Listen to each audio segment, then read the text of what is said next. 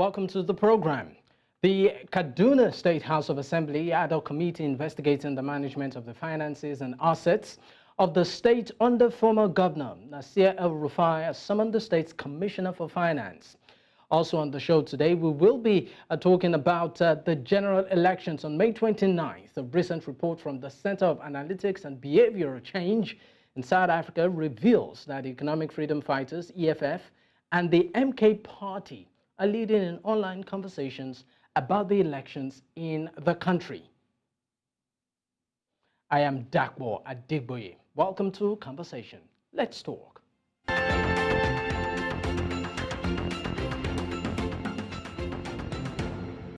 The Kaduna State House of Assembly's ad hoc committee investigating the management of finances and assets of the state under the former governor, Nasir El-Rufai, has summoned the state's Commissioner for Finance. Now, the committee is probing the sale of government-owned properties and loans collected by the government under the administration of the former governor.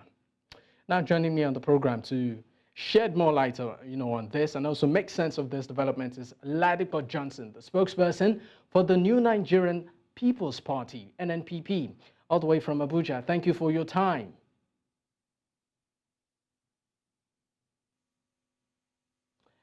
All right, Johnson, and of course, we also have Awal Abdullahi Aliyu, political analyst and also public affairs commentator from Kaduna.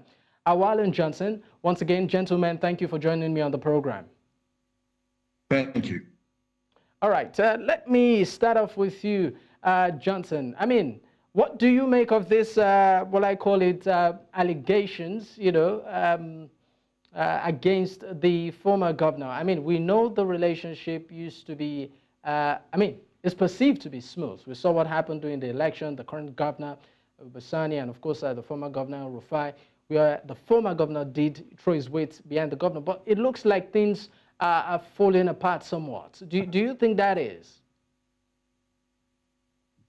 Well, it looks that way. One would wonder whether or not all that is unfolding in Kaduna State is politically motivated. But there again, we will not know for certain. Those who are in-house would know. I'm not a member of the party, the ruling party in Kaduna, so I'm not sure about what caused or what triggered the stance of the State House of Assembly. But it is obvious that they are bent on doing a thorough job. They have said that they will be, well, I don't want to use the word probe, they would be investigating the 8 years of the erstwhile governor's tenure. And it is a thorough job. They've approached the Federal Ministry of Finance. They've summoned the Honorable Commissioner for Finance, as you said, and they say they'll be looking at the loans, contracts, liabilities, etc., bank accounts. So it's a thorough job. You wonder the reason why, but there again, it is well within their rights to do so. All right. Let me go to Awal right now. Awal, what do you make of this? Well, thank you very much. Like you know,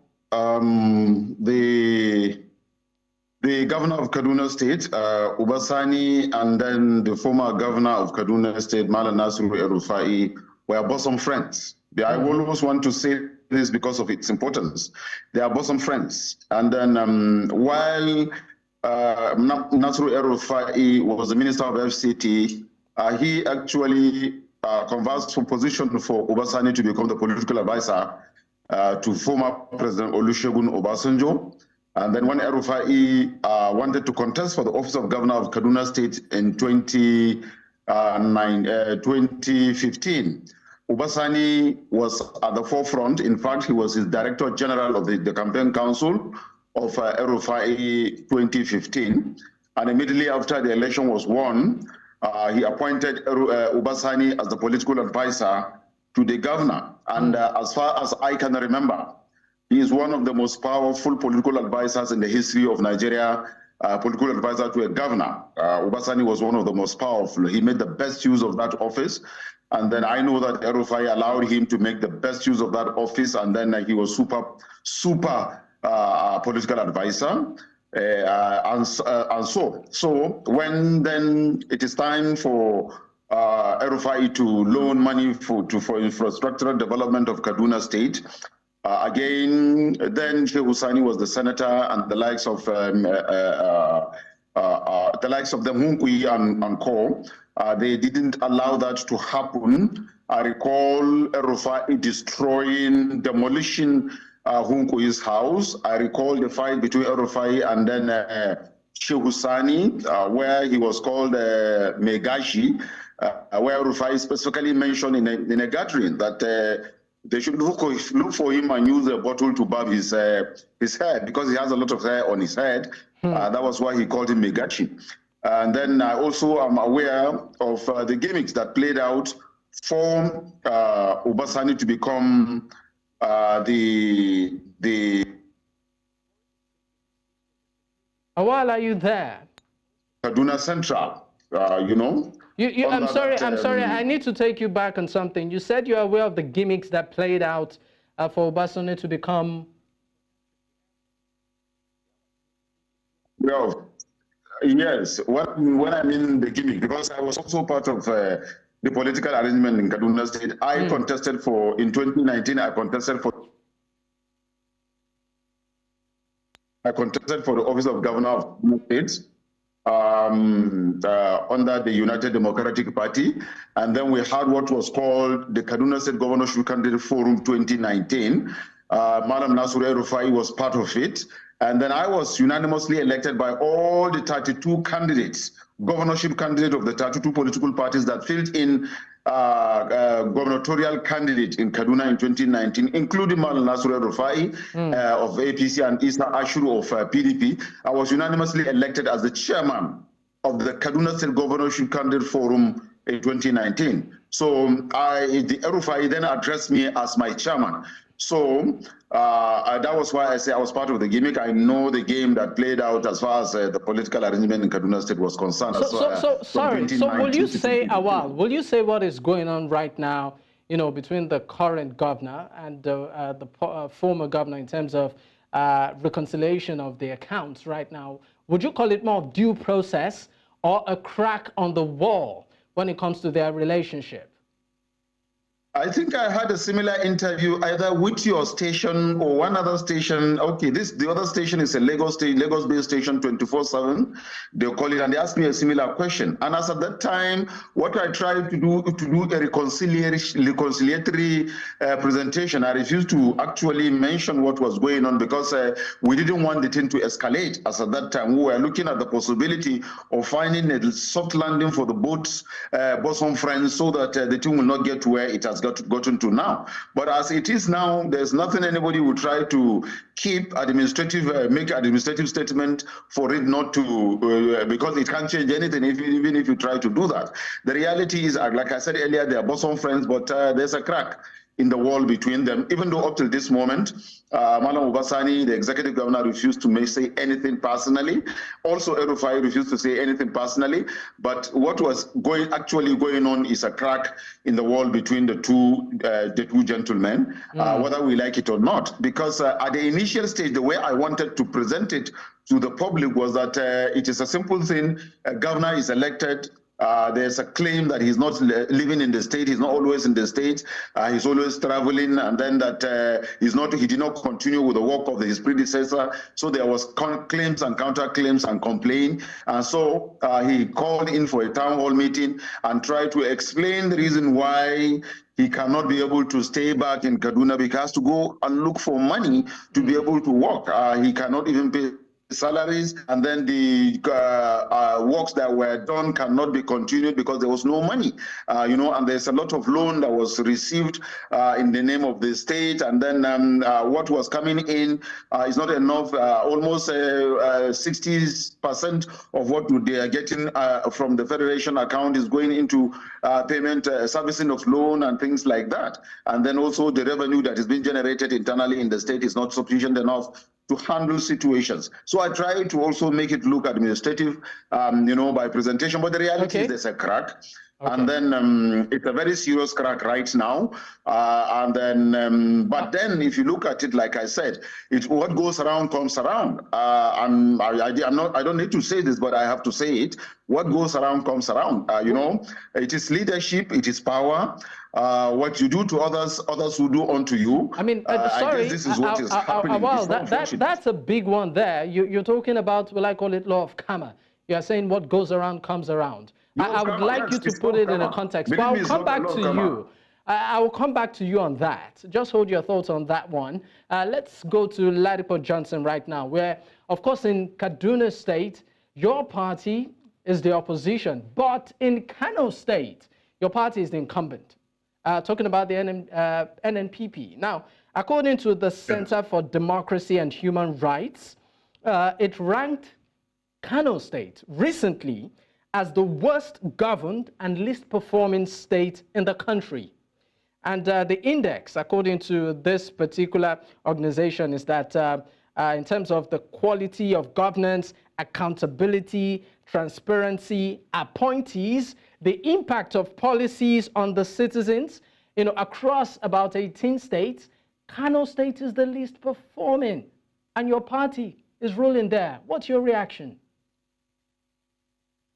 Well, the spokesperson, the Director General Media to the Governor of Kano has answered that adequately.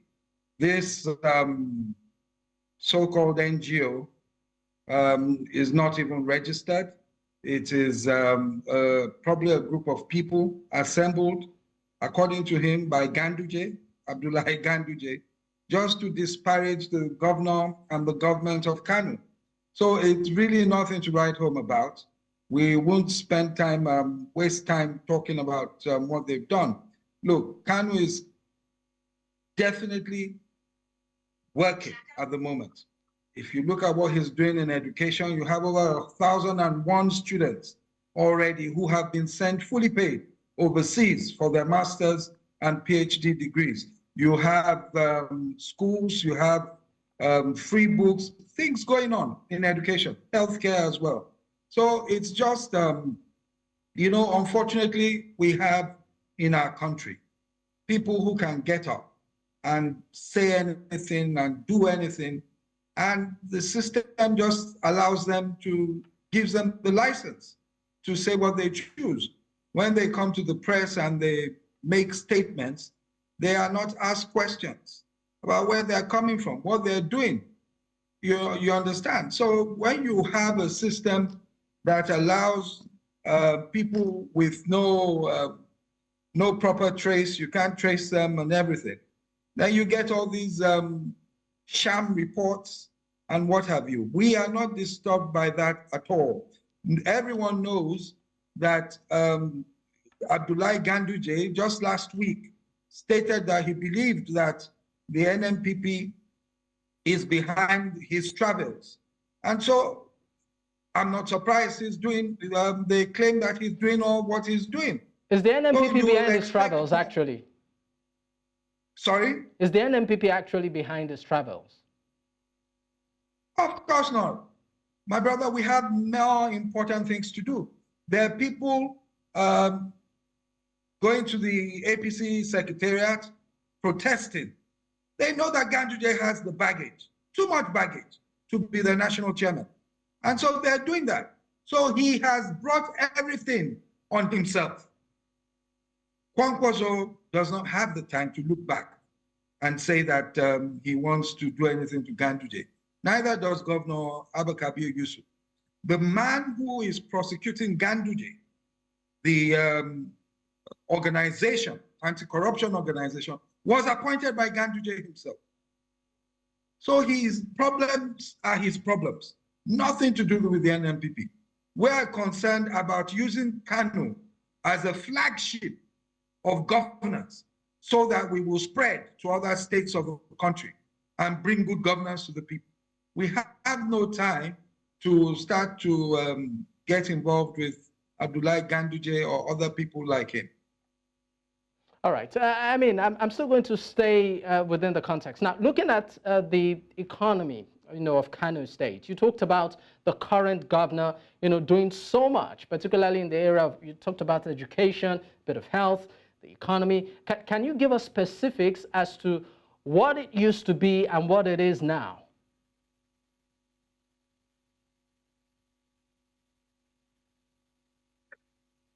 Yes. Can you hear me? Yes. Yes. Well, what used to be and what is now is what used to be, if you recall, is that someone sold so many government properties, higher institutions, to become shopping centers, allegedly to cronies, friends, family. That is what used to be. What used to be was that a lot of people in Kano was in darkness. I'm now talking about the street lights. A lot of things.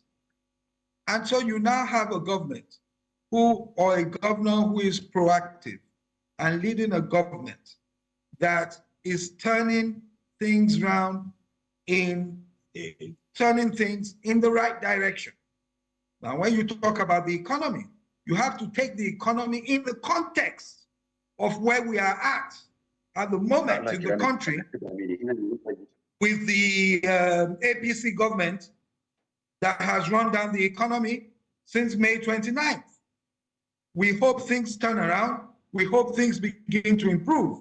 But Kano has tried to ensure that its people keep moving despite and in spite of the way the economy is in the country at the moment. All right. So, yeah, sorry. I mean, I'm still going to stay with you, Ladipo Johnson.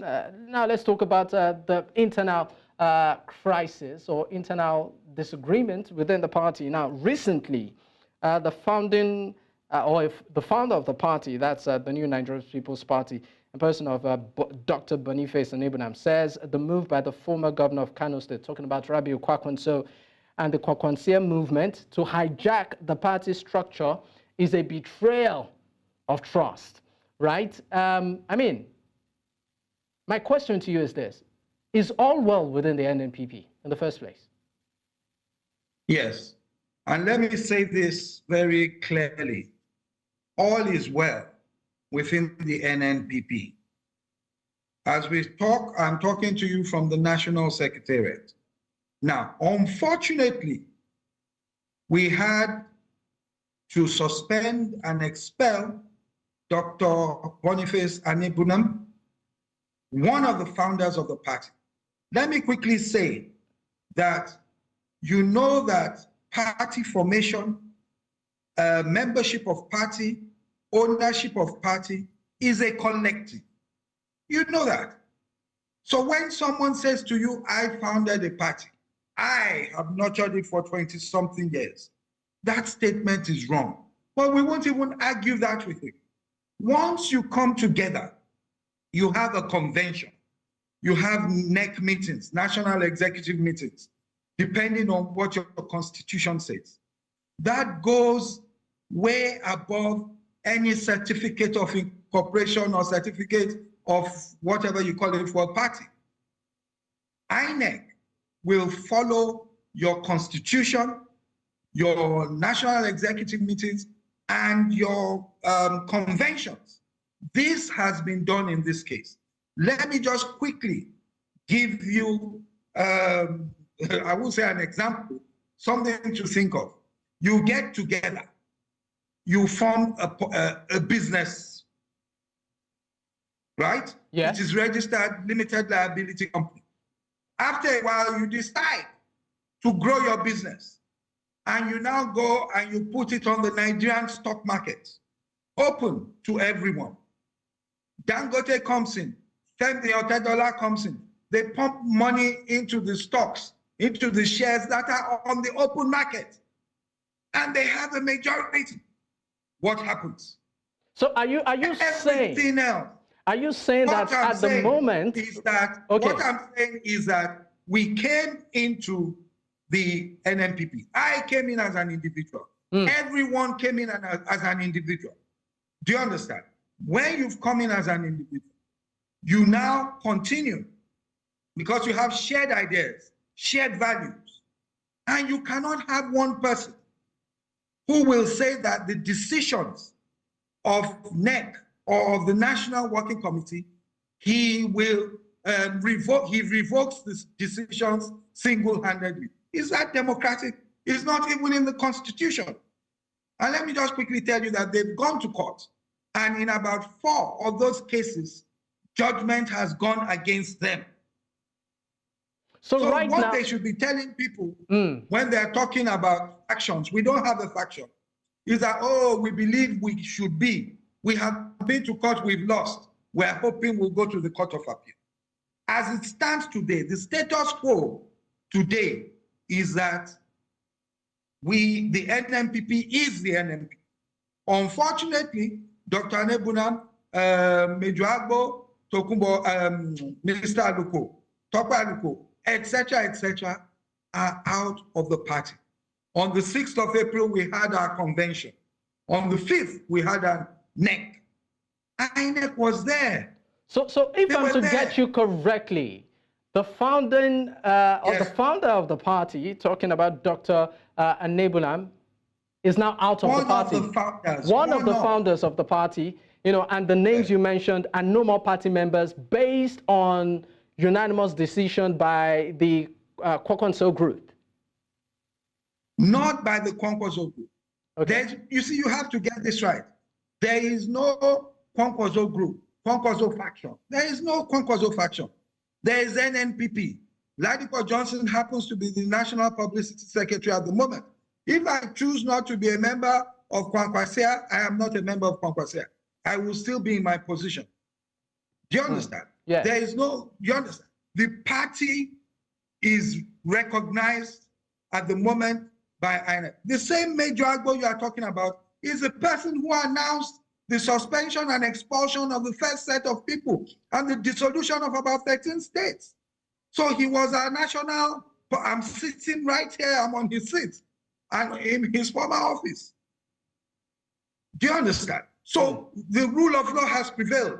And you see, they are talking sentiments. And unfortunately, it seems that some people in the press might seem to be following the sentiments that, oh, there was a founder of the party and you've thrown him out. No one wants to throw anybody out. It's a political party. We need more people. But you can't have an individual saying that he is way and above the National Executive Committee of the party. It's ludicrous, and we will not allow it. And that is what happened. All right, Ladipo Johnson, I'll come back to you. Let me go back to Awal. Awal, let's talk about the way forward right now in Kaduna State. I mean, in the coming weeks, what do you project happening? You talked about an obvious crack being on the wall in terms of the relationship between the current governor and the past governor. Do we see a situation where, it will be amended and maybe it might just be Uhuru once again? Well, you will call it Uhuru. We hope it will be the Uhuru. But right now, what is going on is the proof. So to say, whether anybody likes it or not, whether you want to use the word probe or you don't want to use it, that is what is going on. The El-Rufai's administration from 2019 to 2023 is being proved. And then every contract, every money that was borrowed, every kobo that has been spent is being questioned and is being investigated. And naturally, I don't know how magical El-Rufai can be to escape this hammer. It's a very big sledgehammer that is about to knock off his head. And I wonder how he will escape this. But sorry, there are also speculations that the current governor was also part of the process, in terms of how these monies were borrowed, disbursed.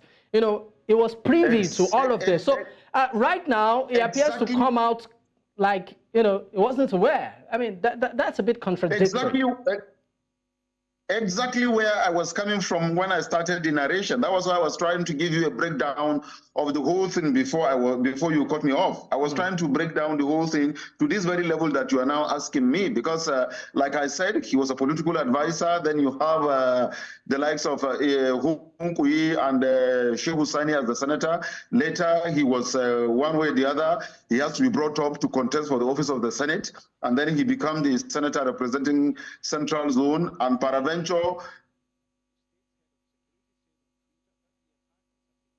becomes the, what do you call it? He now becomes the chairman, Senate Committee on Banking and Finance, and then an insurance, which directly deals on issues that has to do with monies, loan, banking, and whatever that has to do with money, as far as the Senate of the Federal Republic of Nigeria as at that time is concerned, which means any money that is coming in, is being approved, is going out, or anything like that, his committee had to be in the picture. It has to be in the know of it. And then it was under his leadership of that committee that most of these monies were being borrowed from by the El-Rufai's administration. And we also heard where he himself was defending these loans in the Senate. But then what happened is this: we have to also be fair to him. Yes, he was part of the process. Yes, he's part of the loan and what have you, but then he is not an executive of Kaduna State as at the time those monies were being loaned and then the monies were being used. He's not an executive. He's a senator of the Republic from the Kaduna Central Zone, but he's not an executive of Kaduna State government. So therefore, he's not part of the decision he's not part of the decision and the execution of how the monies or those loans were spent. So it is possible. It is also 70–75% possible. He does not know how the monies were being applied, where they go to, how much is being spent on what. Even if he comes to know he comes to have the idea of, okay, so-so contract is being given at the sum of so-so amount, he may not know the nitty-gritty of the contract because he's not in the executive council of Kaduna State. He's a senator representing Kaduna. He's just doing what he's doing. He's just doing his own work, representing the people that elected him in the Senate in Kaduna State. So you need to be fair to Obasani as well, because yes, everybody is saying that he knows he's part of it. Yes, he knows he's part of it. But I repeat, and I want Nigerians to understand this very, very well, that even though he is a senator, he is chairman, Senate Committee, Banking, Finance, and Insurance, and he is the one that stood for Kaduna State government to get these laws, most especially the ones that have to do with approval from the Senate or National Assembly. But yet he is not an executive member of Kaduna State government. He's not in part of the execution of the spending or usage of that money that was loaned. So he may not necessarily know how the money is being applied, on what, how much, who got what, or how is this or that being done. Okay. So possibly that was why he had to stand up to defend some of this budget. But now, as an executive governor of Kaduna State, he is sitting on the hot seat. I guess it is now he is seeing and realizing what actually transpired and what actually happened while he's a senator, you know, representing Kaduna, and then a chairman of the Senate Committee on Banking, Finance, and Insurance. All right. It is now he's realized, because he's on the sort of hot seat right now, and then all the blames is now going to him. If anything is done right, he is the one to answer for it. Okay. If anything is wrong, he's equally the one to answer for it. Okay. When the Kaduna State stakeholders begin to make noise, and everybody in Kaduna begin to make noise about the execution of the governance, about how he's been perceived to be running the government of Kaduna State poorly according to the perception of the people, and that was why he had to call a town hall meeting to explain himself, because now he's not accountable to El-Rufai. No, he's accountable to the citizens of Kaduna State. Okay. Those that elected him and gave him the responsibility of leadership.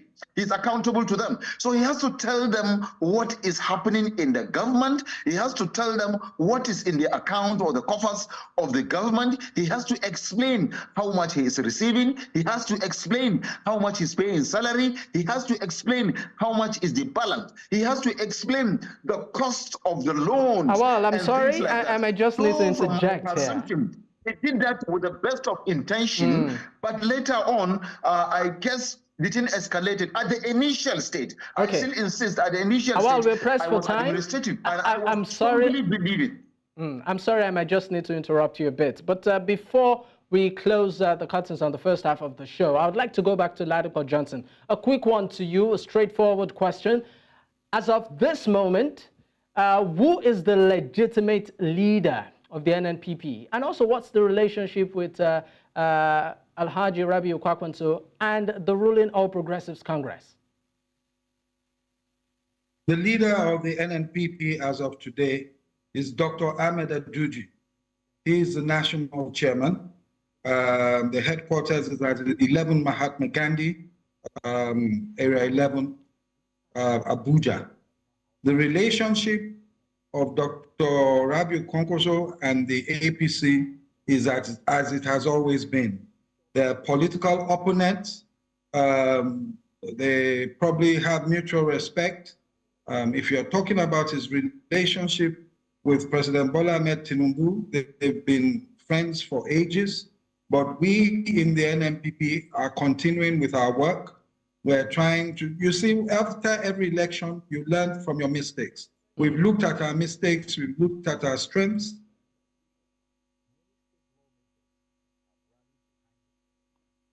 Dapo Johnson, are you there? And weaknesses, and we're working on our weaknesses. Yes, I am. The network sees. Also. Okay, okay. Please, you may land.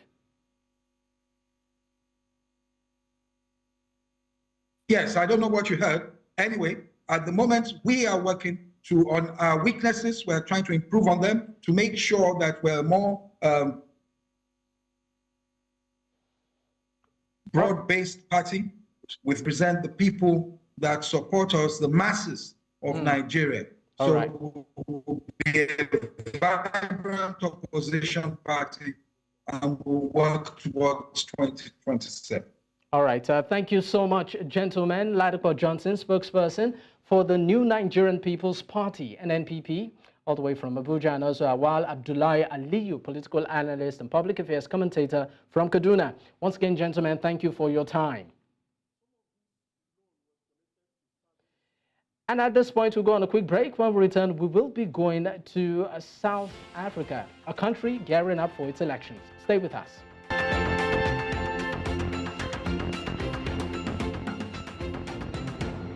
Ahead of the general elections on May 29th, a recent report from the Center for Analytics and also Behavioral Change, that CABC, reveals that the Economic Freedom Fighters, EFF, and the MK Party are leading the online conversation about the elections in South Africa. The conversation also touched on Jacob Zuma's car accident and unverified claims of the African National Congress involvement, which underscores the widespread problem of disinformation. Well, joining me on the program to make sense of this is Marcus Hollington, that's a research analyst from South Africa. Thank you for your time, Marcus. For inviting me to the show, my good sir. All right, let's talk about the mood right now in SA ahead of the polls. We know that, of course, the MK seems to be the game changer in all of this. What's the political atmosphere like at the moment? I mean, the political atmosphere at the moment is a bit of a confusing one. We have never before in the history of South African elections had a former president develop his own political party, uMkhonto weSizwe, MK, which is linked back to the armed struggle that the South African freedom fighters embarked on to try and liberate the country from the apartheid regime. I think what's alarming with this whole scenario is the fact that the former South African president has a pending case against him, which actually resulted in a court case being raised against the former South African president, Jacob Zuma, to try and deregister his party. The opposition, all opposition parties were saying that it's not fit to be in that position and running his own political party. But alas, the courts found that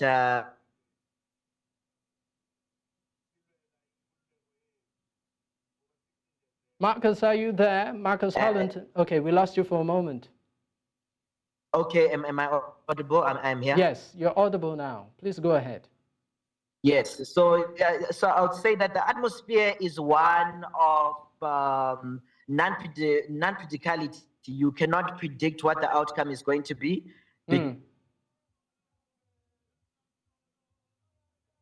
You said the atmosphere is one that is unpredictable, meaning that for the first time in many years, I mean, it might not be looking so good for the ANC. Is that right?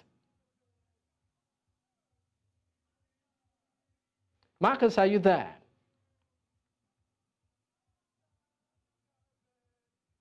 I think we lost connection there with Marcus.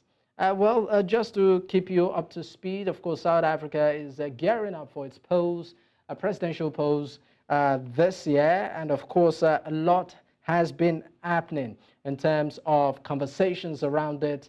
And what I call it, the survival of the ruling ANC, clinching that particular position, talking about the top job in the state. We know that the ruling party has been immersed in a series of corruption scandals, and also in terms of the economy too. They cannot really give themselves an A on the score sheet. And South Africans are beginning to ask critical questions, particularly in these areas. Now, a twist to all of this is that the former South African president, talking about Jacob Zuma, who actually went to prison and is out, is gearing up to run for the top job again. Now, the question on the lips of many, particularly beyond South Africa, is how much of an influence he has been able to garner in spite of the scandals he faced, even after office. So, I mean, all of these conversations has brought to the fore, if at all, South Africa might just see a quantum leap, a major shift from what they used to know or what they're used to in terms of the politics and politying in the state, and seeing a new party that maybe months ago was pretty much unknown become the ruling party in the country. But let's see if, of course, we have Marcus back. Marcus, are you back? Back, my good sir. Apologies for that network issue. All right, Marcus, I was asking you that it looks like Jacob Zuma, in spite of the many scandals he's had in the past, seems to garner so much influence. Not just from party members, but even from South Africans. Why is that? Well, that is because the former president, Jacob Zuma, was once the security intelligence officer for the ANC. He's a hero among many of the indigenous population in South Africa, solely due to the armed struggle that he embarked in alongside with his other uMkhonto weSizwe comrades, as well as some of the comrades from the ANC and some of those from the IFP. He's known to be a leader of the people in a way, and he's also Zulu. He's well loved by the Zulu nation. The Zulu nation pretty much holds the majority of the indigenous population within South Africa, hence why he's well loved and is well received by the South African. Now, there seems to be a bit of fear. It's pretty much... Okay, I mean, just to... There seems to be a bit of fear, that, I mean, there might be violence on the day of the election. Do you see that happening? No, I do not see that happening. As much as that fear is live and present.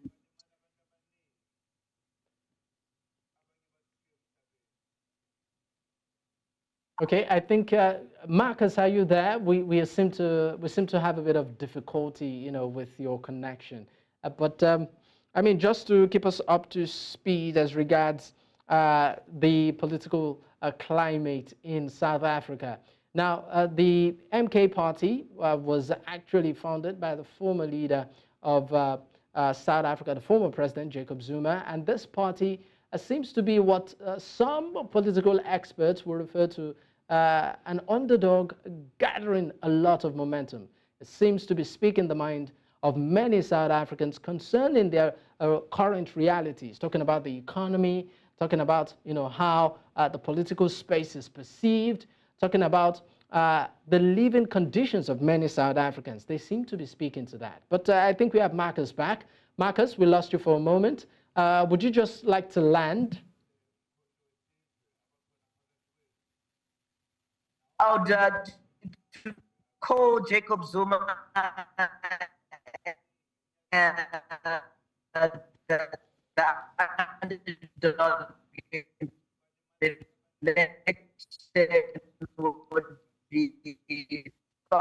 from reality. I'm sorry, Marcus, we are having a lot of difficulty having to connect with you, but we appreciate your time on the program. Well, just to keep you up to speed, we would, of course, as a news station, be on top of the situation when it comes to the political happenings and the build-up to the general elections, the presidential elections in South Africa.